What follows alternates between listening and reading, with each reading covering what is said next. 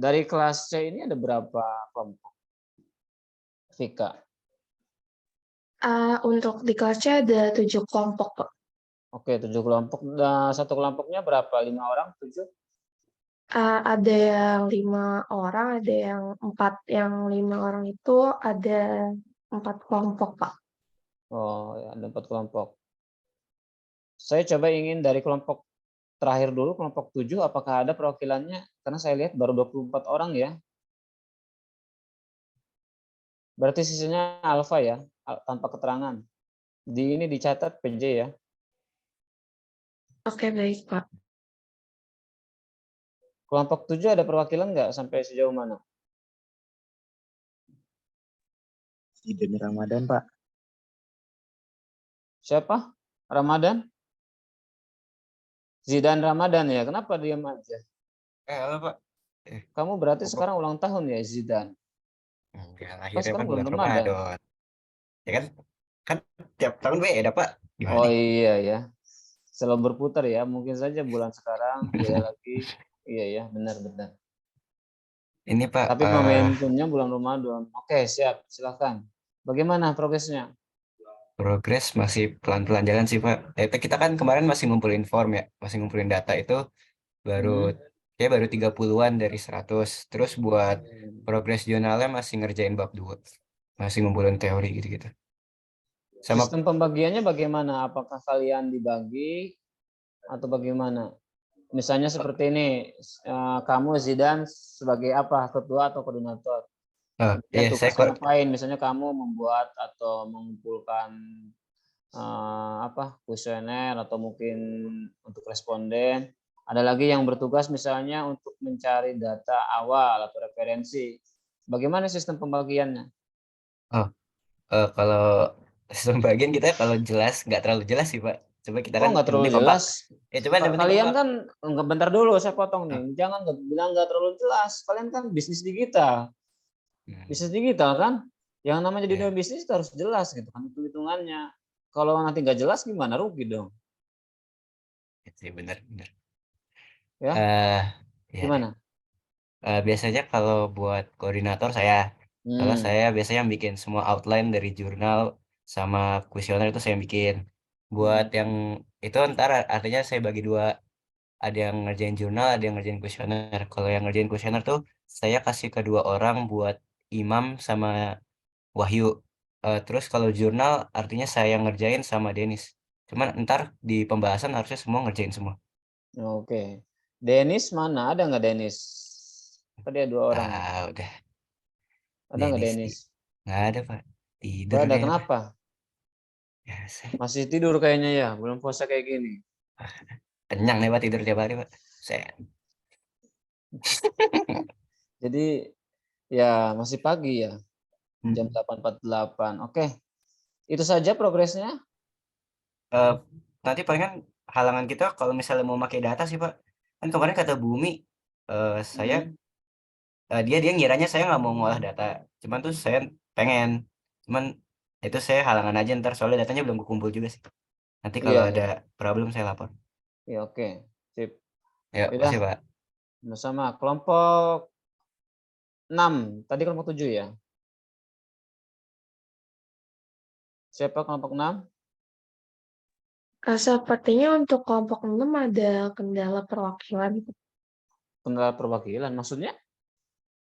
Eee, kan kelompoknya terdiri dari Muhammad Fikri sama Bintang. Sisanya belum join gitu, Pak. Fikri sama Bintang ada nggak? Ada, Pak, di sini, cuman bentar, Nggak Pak. berani ngomong? Atau bagaimana? Fikri Bintang, monitor.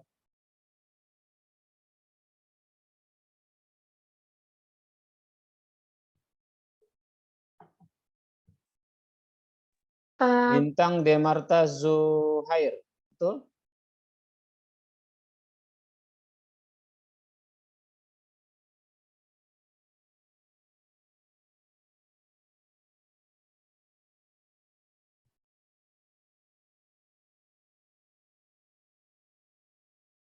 Kenapa? Si Bintang diam aja? Apa kendalanya?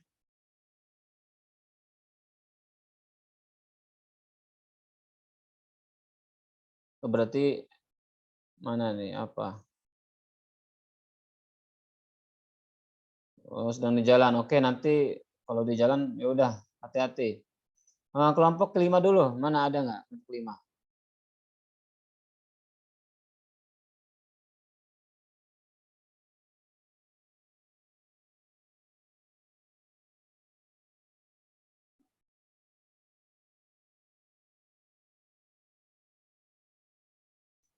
Kelompok kelima siapa? Ada nggak? Atau nggak ada yang Ada, join Pak. juga? Ada Siapa? yang join, Afifi dan Fariska. Mungkin sisanya masih belum join. Ini kamu Syafikah Dewi Ramadhani, kamu juga bulan Iya, Ramadan Pak. ya. Jangan-jangan jodoh sama Jidah nih ya? Enggak kali ya? Bukan, Pak.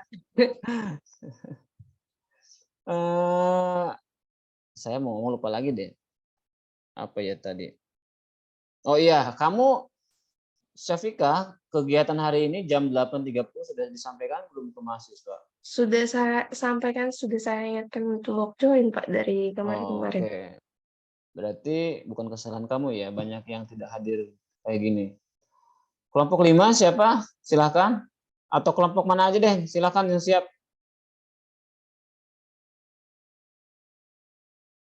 Karena saya juga harus tahu, harus kan di dalam apa namanya, di dalam untuk penilaian UAS, UTS maaf, UTS juga ada salah satu indikator misalnya bagaimana ketepatan mahasiswa.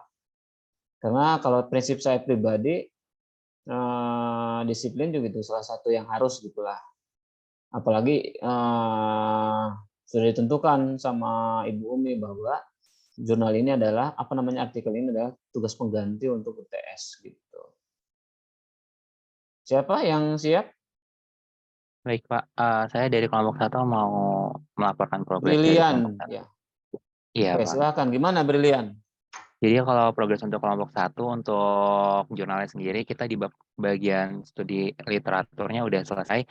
Tinggal kita lagi bab mau ke hasil bagian pembahasannya, Pak. Karena kan kita baru aja kemarin itu baru full datanya 100 data, kan kemarin juga udah konsul ke Bu Umi pas hari Senin terkait datanya, dan kata Bu Umi, oh datanya udah bagus nih, bisa dilanjut ke bagian pembahasan. Jadi insya Allah malam ini kita bakal nyelesain terkait jurnalnya itu. Oke. Rencana submitnya ke jurnal masih tetap di jurnal UNJ atau luar UNJ? Tetap di jurnal UNJ, Pak, kalau dari kelompok kami. Semuanya terlibat? Terlibat, Pak. Udah dibagi-bagi tugasnya masing-masing. Oh, good. Bagus. Harus seperti itu, harus dibagi-bagi. Kalau sudah dibagi-bagi kan nanti tiap orang itu punya tanggung jawab masing-masing, punya job desk masing-masing. Gitu. Jadi kita juga akan jelas arahnya. Kalau misalnya mungkin nanti ada dari beberapa anggota yang belum begitu paham dengan job desk-nya, ya itu bisa didiskusikan. Ya, tujuan ada kelompok seperti itu gitu kan. Jadi harus saling membantu antara anggota yang lainnya. Oke, terima kasih Brilian. Ada lagi siapa?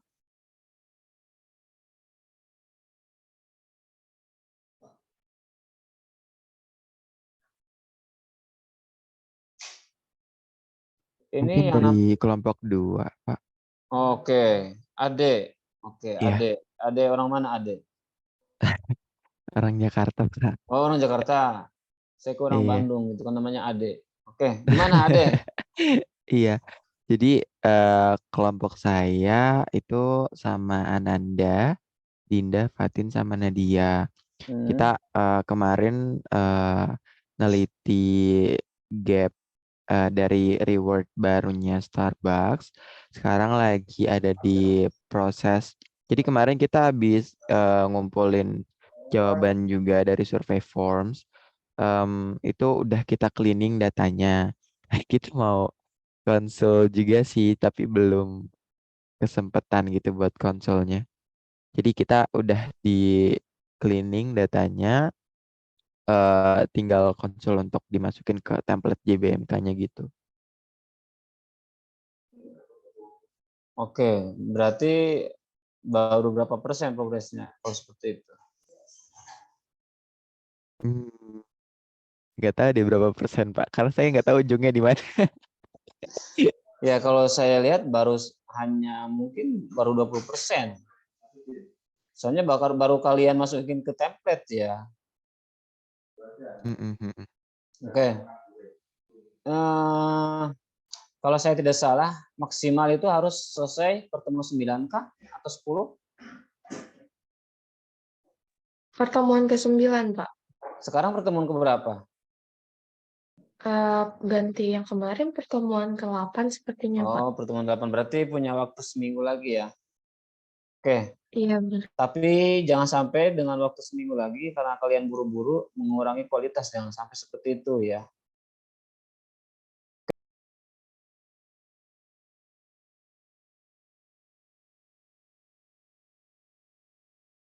Kemit, Pak.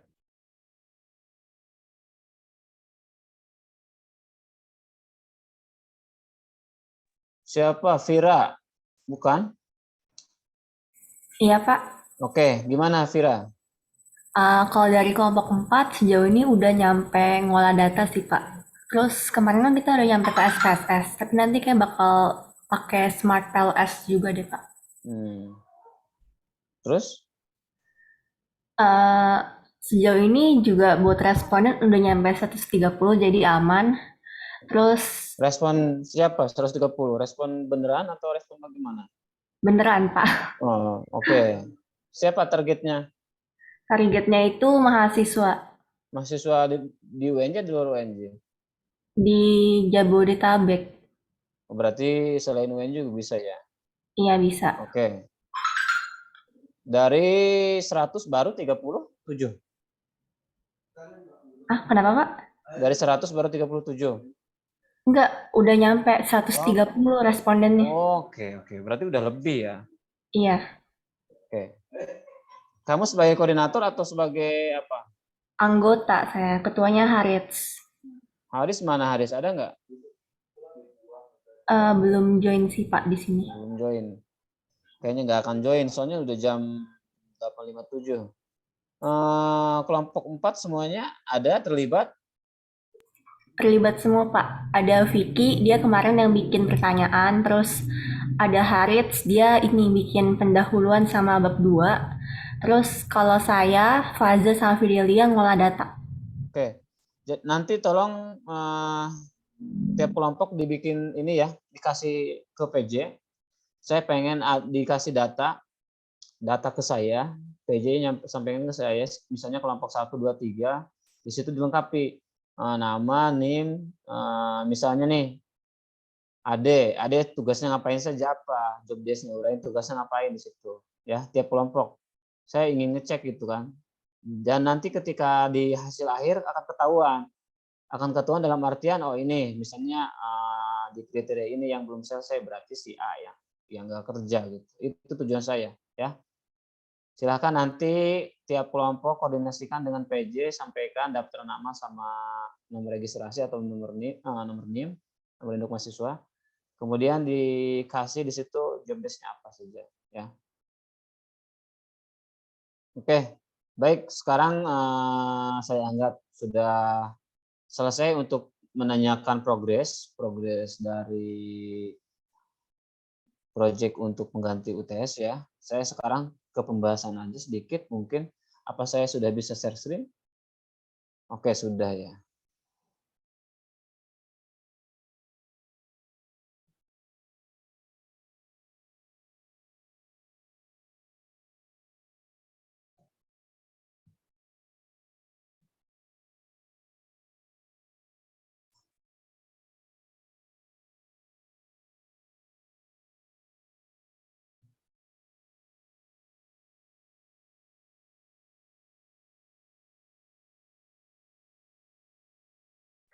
Pak, mohon maaf, masih ada sisa satu kelompok lagi, Pak, untuk ini progresnya. Oh, siapa?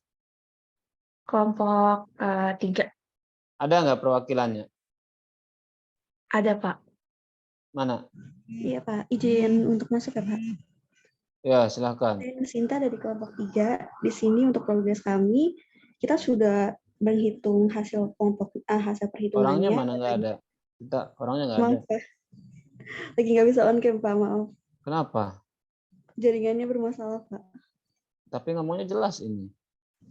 Kalau nyalahin kamera takutnya itu, Pak, hilang semua. Oh ya udah. Gimana? Iya. Jadi untuk yang teorinya udah kita hitung menggunakan PLS 3.0 sama 4.0 sih Pak, kita gunainnya. Kemarin ada 2. Terus untuk datanya sendiri kita lagi cari penelitian terdahulu dari jurnal-jurnal terdahulu. Kita bakal lanjutin untuk isi pembahasan dan sebagainya sih Pak. Untuk pembagiannya udah jelas di sini kita kayak perbab sama perbagian dari variabel-variabelnya. Oke. Semuanya ada terlibat. Iya, terlibat. Oke. Ya udah.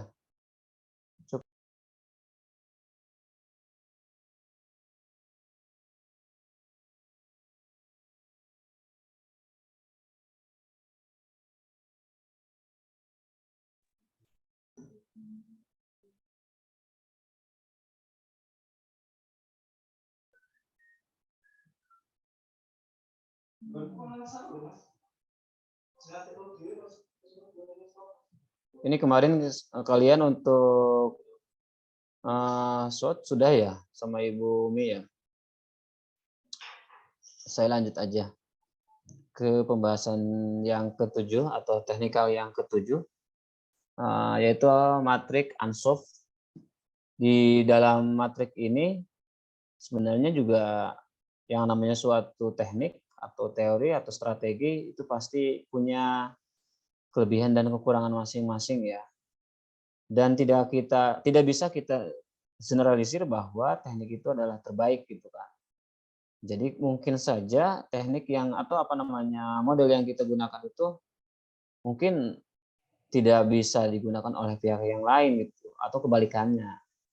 Jadi lebih kepada bagaimana orang atau organisasi itu menentukan strategi yang memang mereka pilih gitu. Seperti di sini di bagian matrik yang ke-7 atau teori yang ke-7 ini. Ini adalah salah satu contoh bagaimana suatu matrik untuk menyelesaikan atau membuat suatu strategi agar organisasi itu bisa mendapatkan yang target yang mereka inginkan gitu. Karena biasanya di dalam suatu target yang perusahaan inginkan atau organisasi inginkan, itu harus ada yang namanya langkah-langkahnya. Harus dilihat gitu kan tahapan-tahapannya, misalnya seperti di sini ada pasar itu sendiri gitu kan. Walaupun mungkin pasar dilihat dari berbagai sisi gitu. Karena secara tidak langsung teori ini teori yang menunjukkan arah dari si produknya kalau berbentuk produk ya. Apakah itu produknya dipengaruhi dengan berbagai banyak hal? Misalnya penetrasi pasar, apa sih yang dimaksud dengan penetrasi pasar?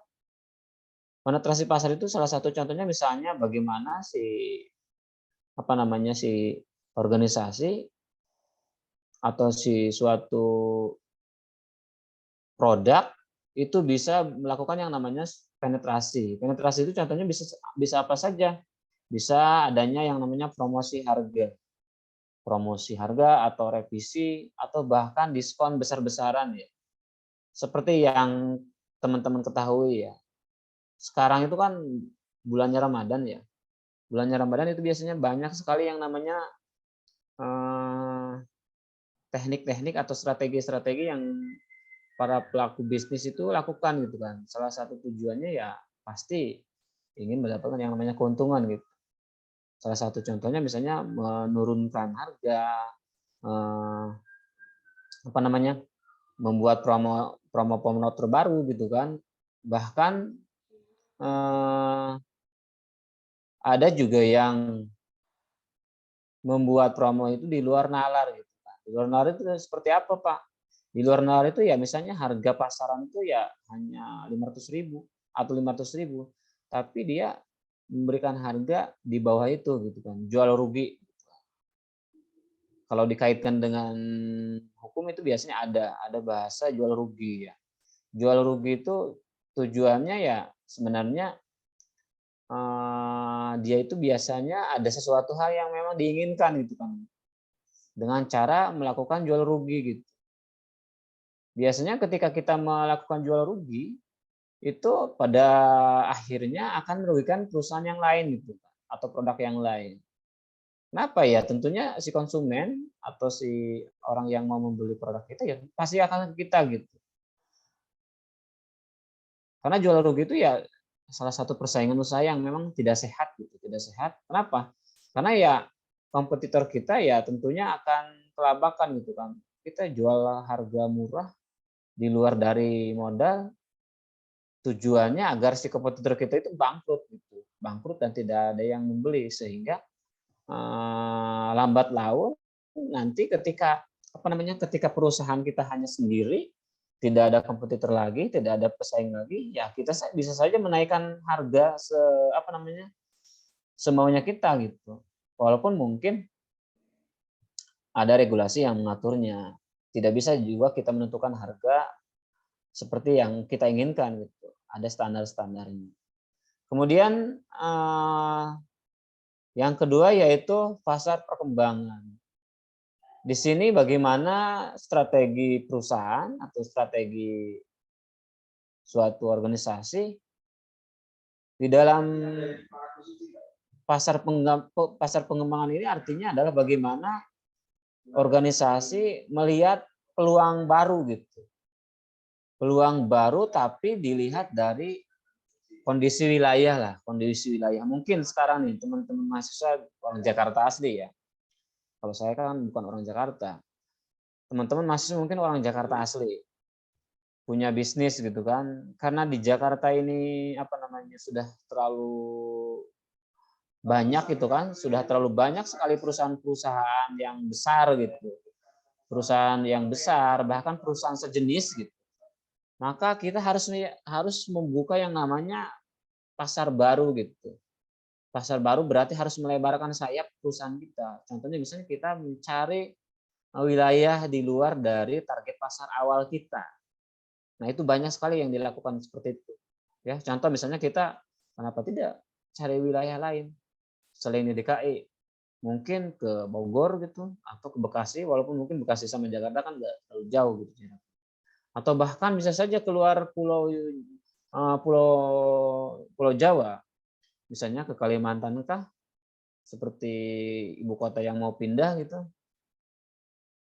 Itu biasanya banyak sekali hal-hal seperti dilakukan oleh para pelaku bisnis atau bahkan para organisasi perusahaan yang memang untuk mendapatkan ya tujuannya untuk mendapatkan keuntungan. Itu strategi dilakukan seperti itu gitu. Kemudian ada juga strategi dengan cara produk perkembangan atau perkembangan produk. Nah ini kalau menurut saya dari dua hal yang di atas, kalau menurut saya pribadi, cara yang bagus ya, cara yang bagus daripada kita banyak promo atau bahkan misalnya jual rugi gitu. Karena kalau jual rugi dampaknya itu ya akan merugikan kompetitor atau orang lain gitu kan. Karena kalau prinsip saya pribadi yang namanya bisnis, kita jangan hanya mencari keuntungan sendiri aja gitu kan. Kita juga harus memperhatikan aspek lain gitu kan. Jangan hanya untung, kita menghalalkan segala cara, itu yang nggak boleh gitu. Kalau menghalalkan segala cara hanya untuk keuntungan semata, ya tinggal nunggu waktu gitu kan, pasti akan ada balasannya gitu. Jadi yang ketiga ini adalah bagaimana si organisasi atau si perusahaan melakukan yang namanya perubahan-perubahan. Contohnya misalnya mengadakan yang namanya pembaruan dari fitur-fitur atau bahkan konten. Agar apa ya? Agar tujuannya si produknya itu bisa lebih kebaruan gitu kan, bisa lebih menarik, bisa lebih memicu keinginan pembeli untuk membeli produk kita. Karena kadang-kadang zaman sekarang kan harus kreatif gitu kan, harus kreatif, harus inovatif. harus bisa mengambil hati para calon pembeli gitu. Kenapa harus bisa mengambil hati para pembeli? Karena kadang-kadang walaupun mungkin ya pada prinsipnya gitu kan, yang namanya produk itu kita nggak bisa hanya melihat dari sampul saja pada prinsipnya. Kita juga harus tahu dalamnya itu seperti apa. Tapi secara tidak langsung rata-rata orang itu melihat dari sampulnya dulu gitu kan. Kalau fiturnya oke, kontennya menarik, itu biasanya rata-rata akan memacu keinginan untuk membeli atau bahkan mungkin bisa saja perusahaan mendapatkan keuntungan dari itu. Kemudian strategi yang keempat ini kalau menurut saya strategi yang sangat sporadis ya. Yang sangat sporadis dalam artian ini yang kalau menurut saya terlalu beresiko ya. Kalau yang keempat ini. Kenapa terlalu beresiko? Karena perusahaan membuat strateginya yaitu tanpa adanya suatu kompetensi atau skill gitu kan. Sporadis saja gitu. Secara acak, tidak ada hitung-hitungan, tidak ada analisis, tidak ada pertimbangan lain. Kalau hal itu sering dilakukan, walaupun mungkin awalnya bisa saja terjadi keuntungan gitu, tapi dalam jangka panjang kalau kita tidak ada dasar untuk adanya strategi yang kita pilih itu ya akan berbahaya gitu. Berbahaya bagi si perusahaan itu sendiri atau bahkan berbahaya bagi si SDM-nya. Ternyata belum saya ini ya. Oke.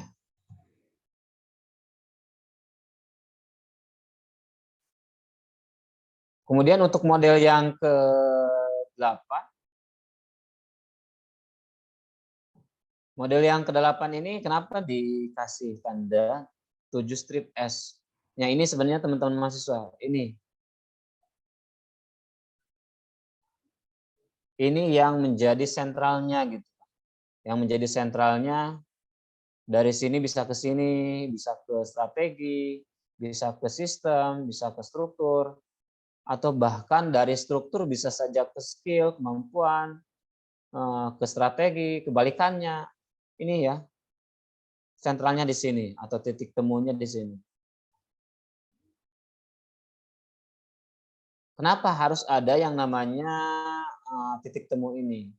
Itu biasanya suatu suatu perusahaan atau organisasi ketika organisasi ingin ingin berjalan secara efektif, itu biasanya juga harus memperhatikan berbagai macam pertimbangan misalnya.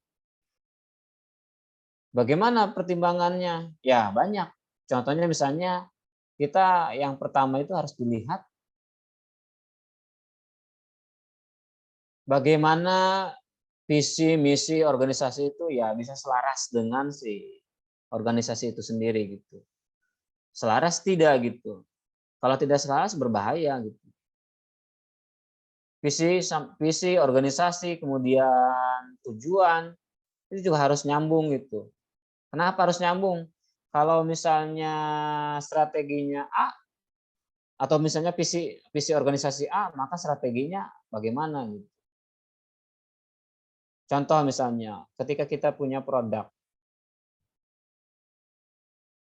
visi misi organisasi kita atau perusahaan kita sebagai perusahaan yang memang perusahaan perusahaan terbaru gitu lah, perusahaan masa kini gitu. Itu salah satu brand kita lah, brand perusahaan kita sebagai perusahaan yang terbaru gitu, yang banyak menggunakan atau mempekerjakan anak muda, kaum milenial gitu kan, generasi Z.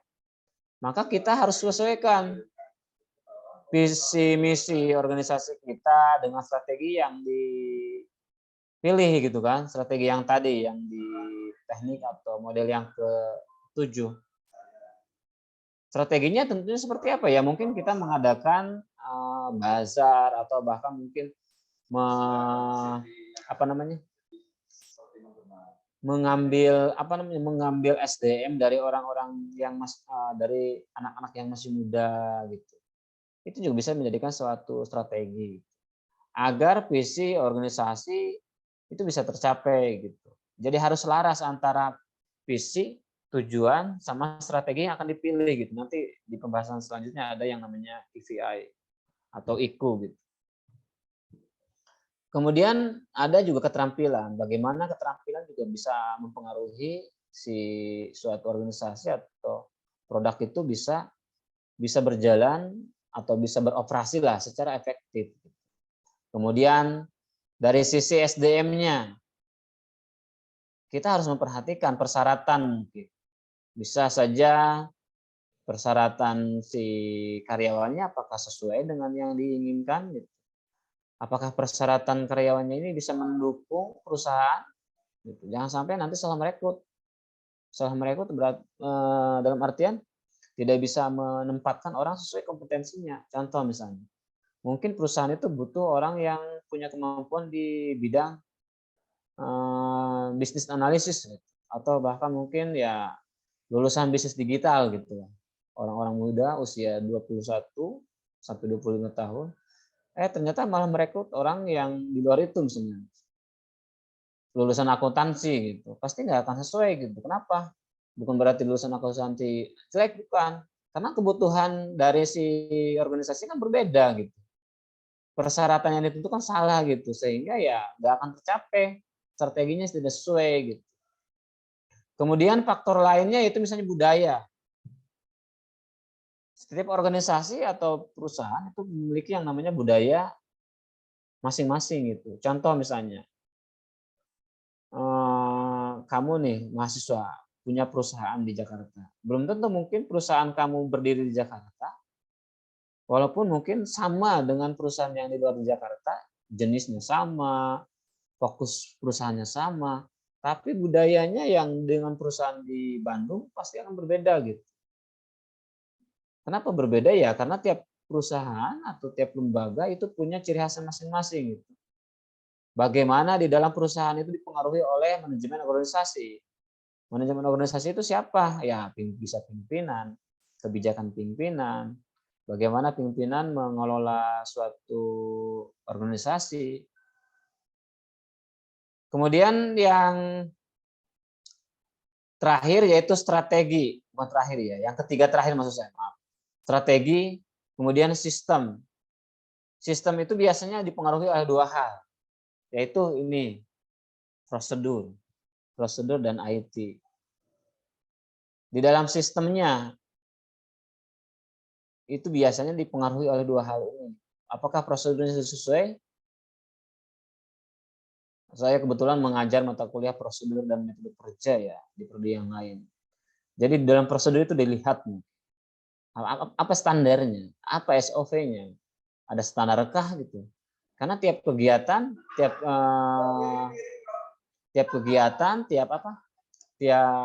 unit bisnis, kalau di organisasi pemerintah mungkin unit kerja ya. Unit kerja apakah ada standar, ada SOP. Kemudian standar SOP-nya didukung tidak sama IT yang dimiliki. Apakah IT-nya juga mendukung prosedurnya atau kebalikannya. Jadi dua hal ini juga sangat penting bagi suatu sistem di dalam suatu organisasi. Dan yang terakhir yaitu struktur. Struktur itu kan tingkatan lah, pimpinan sampai ke level paling bawah gitu. Ke level yang paling bawah itu ya tergantung perusahaan yang mungkin menamakan atau memberikan nomenklaturnya ya. Karena yang namanya suatu struktur itu kan tingkatan atau hierarki lah. Kayak undang-undang gitu kan, dari tingkatan paling atas sampai ke peraturan tingkatan desa. Jadi bagaimana di dalam struktur tersebut itu mempengaruhi gitu. Mungkin si pimpinan paling atas itu memiliki kewenangan untuk menyampaikan ke bawahan-bawahannya.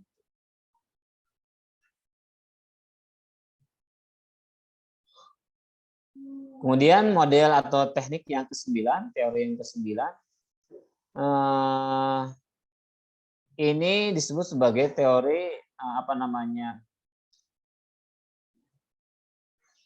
disebut sebagai teori 4 pandangan ya. Kenapa disebut teori 4 pandangan ya? Karena memang berbentuk segitiga ya. Berbentuk segitiga di sini juga banyak dipengaruhi misalnya SDM, masyarakat, rakyat itu sendiri, kemudian dipengaruhi organisasi, bisnis prosesnya, di dalam di dalam organisasi ada yang namanya SDM, pegawai, di sini ada tanggung jawab gitu. Kemudian bagaimana SDM, bisnis proses, organisasi ada ada suatu sistem di sini, sistem teknologi yang memang mempengaruhi gitu, ya. Jadi di dalam model pandangan itu adalah suatu perubahan bisnis yang memang menetapkan 4 bidang utama yang harus dipertimbangkan saat mengidentifikasi perubahan yang perlu dilakukan pada organisasi, ya. Kenapa harus ada yang namanya perubahan? Ya, tiap bisnis, tiap produk pasti kan harus dilihat. Mungkin saja sudah tidak relevan gitu kan, sudah tidak relevan, atau bahkan kita harus adanya suatu perubahan sistem. Kenapa? Ya kita harus menyesuaikan dengan perkembangan yang ada gitu. Jangan sampai monoton gitu. Mungkin orang lain sudah mau ke planet Mars, kita masih tetap di bumi gitu. Orang lain sudah meneliti apa, kita masih tetap di dasar aja. Orang lain sudah melakukan pembaruan produk, kita masih pakai produk yang masih old gitu, produk yang masih masa dahulu gitu. Nah, di situ di dalam suatu model ini harus ada yang namanya perubahan-perubahan. Perubahan itu dilihat dari apa? Dilihat dari organisasi.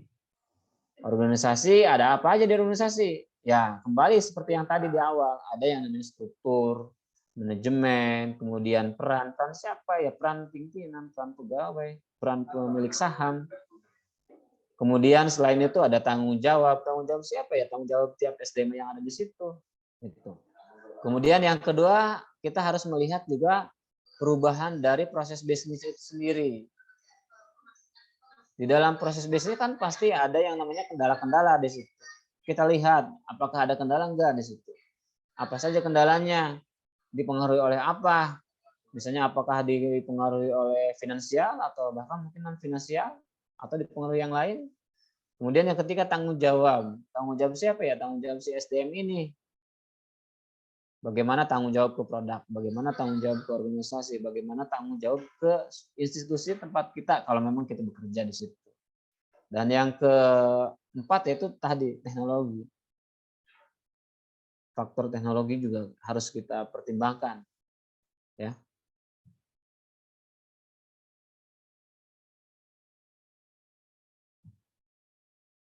Kemudian model yang ke-10 dan 11. Nah, ini yang memang teman-teman mahasiswa mungkin juga teman-teman mahasiswa akan butuhkan gitu. Faktor penentu kesuksesan gitu. Walaupun sebenarnya teman-teman mahasiswa untuk menentukan suatu kesuksesan bukan hanya ini saja ya, bukan hanya ini. Ini saya hanya memberikan suatu gambaran saja. Banyak sebenarnya. Jadi hanya gambaran saja, hanya contoh saja. Apa yang dimaksud dengan faktor penentu kesuksesan? Faktor penentu kesuksesan kalau kita lihat dari istilahnya itu merupakan suatu goal utama yang memang harus dipenuhi organisasi untuk mencapai tujuan strategis. Jadi untuk mencapai tujuan strategis itu harus seperti apa gitu?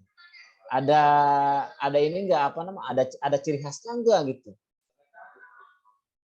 Ada yang diunggulkan enggak untuk melakukan agar tujuan yang kita inginkan itu tercapai gitu. Kan tiap suatu organisasi, tiap kita ini manusia nih, sumber daya manusia, pasti punya goal sendiri lah, punya hak kekhasan sendiri agar tujuan kita itu bisa terlaksana dengan cara apa? Mungkin secara sederhananya, mungkin dengan cara ya kalau kita di tempat kuliah mungkin ingin kita IPK-nya 4, ingin lulus hanya 7 semester ya mungkin salah satu caranya ya kuliah yang serius gitu kan. Kita membuat tabel untuk jadwal belajar gitu. Tapi yang rasional gitu. Jangan sampai tidak rasional. Rasional di sini dalam arti misalnya ya kita juga harus melihat waktunya untuk sama keluarga, waktunya belajar, waktunya kita mungkin ada kegiatan sosial, karena kan manusia sebagai makhluk sosial gitu. Nggak bisa kita individualis.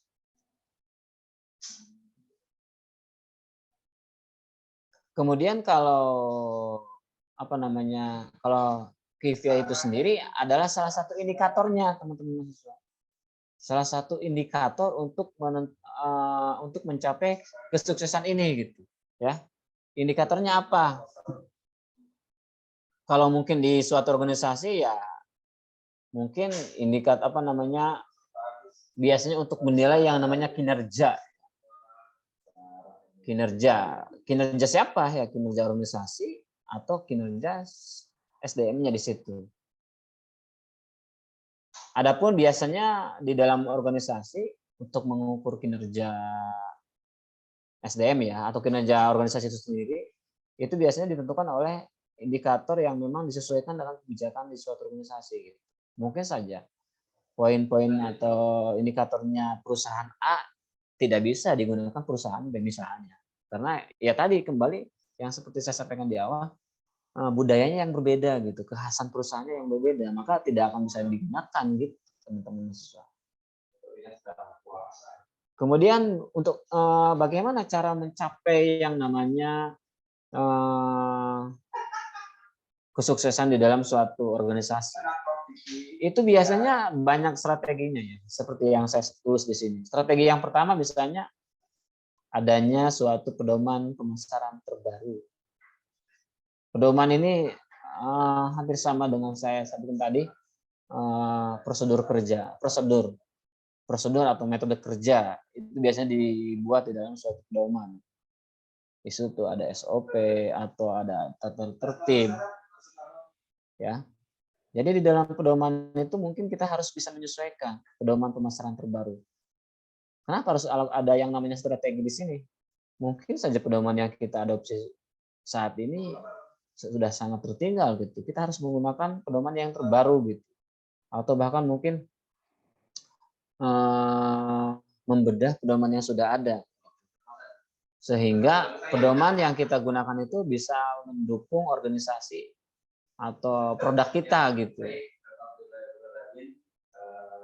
Kemudian strategi yang kedua yaitu bagaimana kita memperbaharui yang namanya fitur gitu. Fitur produk. Fitur produk itu teman-teman bukan hanya tampilan saja ya, bukan hanya kemasan saja. Ya. Tapi mungkin di dalam kemasan tersebut ada nilai jualnya gitu. Ada yang bisa diunggulkan gitu dari produk yang lain.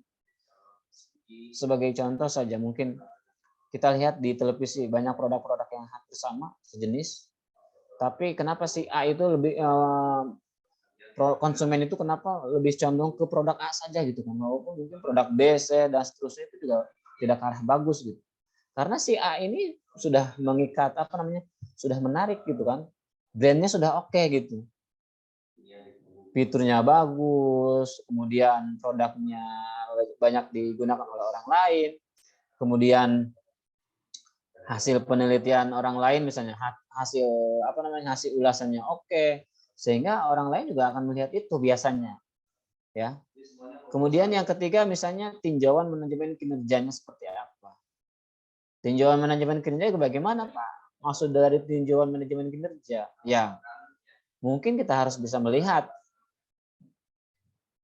apakah mungkin kinerja manajemennya meningkat atau menurun. Bisa saja melakukan suatu survei atau pendekatan baik secara langsung atau melalui wawancara atau melalui tidak langsung misalnya melalui Google. Kalau langsung misalnya melalui wawancara baik kepada si pegawainya atau bahkan langsung terjun ke pimpinan gitu. Kemudian yang keempat yaitu membentuk tim penjualan yang solid untuk mendapatkan pelanggan baru. Ini sudah sangat jelas ya. Nyambung tadi seperti yang saya sampaikan di awal pertemuan, ya. Kenapa tadi saya menanya bagaimana kelompoknya aktif tidak aktif Pak? Siapa saja yang nggak aktif? Kemudian ada berapa orang satu kelompok? Kemudian sudah sejauh mana progresnya? Itu tujuannya agar si kelompok itu ya bisa solid gitu, bisa solid sehingga artikel kalian ya cepat selesai gitu, cepat selesai dengan kualitas terbaik gitu. Itu salah satu strategi gitu. Kembali ke pembahasan yang ini ya. Jadi bagaimana membentuk suatu tim penjualan yang solid untuk mendapatkan pelanggan baru ya. Mungkin di dalam tim ada 5 orang misalnya, ada 5 orang. Itu mungkin tiap 5 orang ini punya kompetensi masing-masing. Misalnya si A, dia orang ahli yang orang yang ahli di dalam komunikasi. Si B mungkin dia orang ahli di bidang IT. Si C mungkin dia pintar atau ahli di bidang negosiasi dan lain sebagainya. Dari berbagai macam latar belakang, dari berbagai macam kompetensi tersebut, sehingga dibuatlah suatu tim gitu kan. Sehingga nantinya timnya itu bisa solid gitu. Bisa solid sehingga konsumen itu bisa tertarik gitu. Bisa tertarik karena ya tadi anggota timnya itu semuanya saling mendukung gitu. Kemudian kalau IKO atau indikator kinerja utama, secara sederhananya kalau saya berikan ilustrasi, misalnya perguruan tinggi. Perguruan tinggi atau PTN itu biasanya mungkin yang namanya suatu standar, gitu kan. Terus bagaimana melihat bagaimana dikatakan si PTN tersebut itu sukses atau dikatakan sukses lah. Apa yang menentukan PTN tersebut sukses? Kita harus melihat di situ indikator-indikatornya. Contoh misalnya ya tingkat kelulusan mahasiswanya 90%, misal mahasiswa S1 bisnis digital lulus tepat waktu 8 semester misalnya sampai 100% atau mungkin 90%. Itu bisa menjadi salah satu indikatornya ya. Tingkat kelulusan, kemudian jumlah mahasiswa yang misalnya mendapatkan penghargaan tingkat nasional atau bahkan internasional, itu juga bisa menjadi salah satu contoh indikatornya ya. Kemudian kalau kita kaitkan dengan perusahaan startup, misalnya dikatakan si perusahaan startup ini sukses, itu dilihat dari apa misalnya. Contoh, bagaimana aplikasi si startup ini sudah banyak menggunakan, sekian ratus ribu misalnya, sekian juta orang, sudah banyak yang mendownloadnya, sudah sekian juta, sekian ribu, atau bahkan sekian miliar gitu. Nah, itu juga bisa menjadi salah satu faktor penentu kesuksesan di suatu perusahaan itu sendiri. Biasanya kan orang kayak gitu melihatnya, oh ini sudah banyak dipakai semua orang, mungkin oke kualitasnya gitu. Walaupun mungkin tidak juga gitu. Tapi secara tidak langsung biasanya penilaian orang itu melihat dari situ. Gitu. Penilaian dasarnya, penilaian awal. Ya. Nah, ini yang terakhir. Teori yang ketiga, yang ke-12 atau model yang ke-12 ini juga di dalam menentukan kinerja si suatu organisasi perusahaan itu juga banyak dipengaruhi faktor-faktor ya. Contohnya misalnya finansial, customer, internal di suatu perusahaannya, kemudian inovasi, pembaruan, gebrakan, kreativitas di sini semuanya bermuara ya. Jadi ini menjadi pertimbangan-pertimbangan agar si organisasi itu bisa dikatakan kinerjanya bagus gitu. Seperti di sini pendapatnya si Robert ya.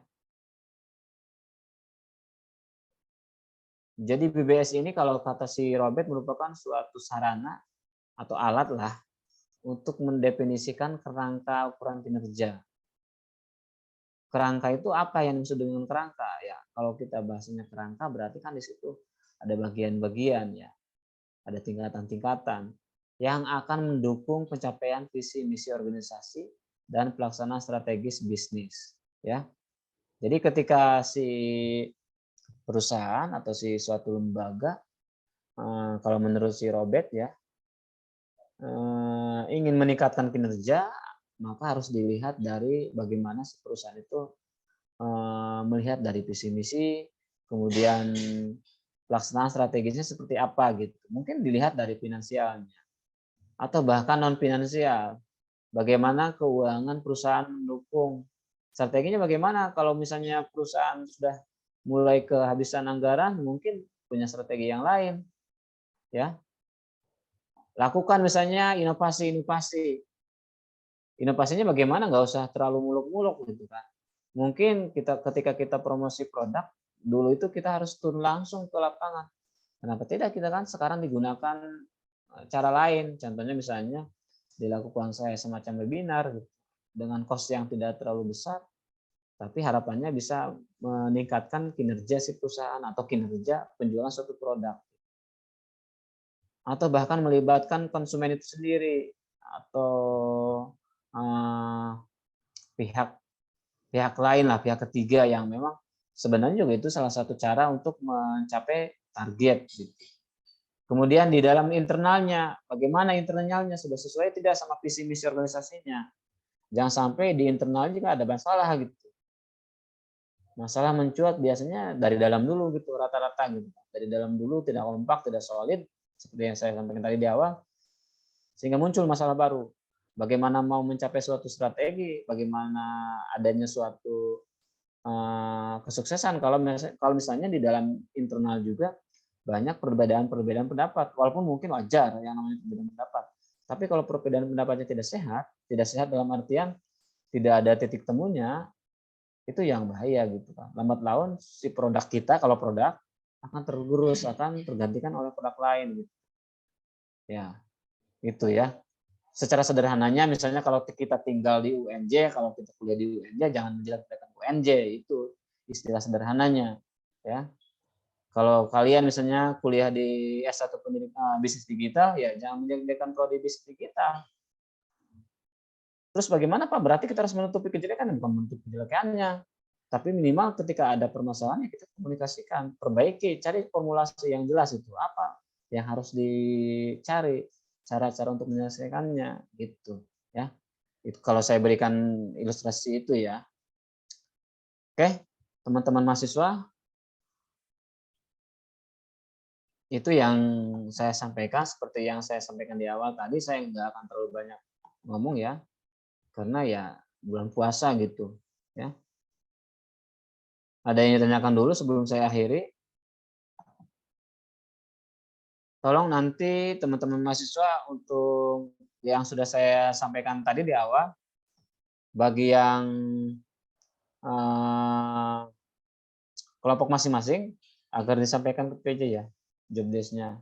Kelompok itu apa saja, uraian tugasnya ngapain, sehingga nanti saya tahu gitu.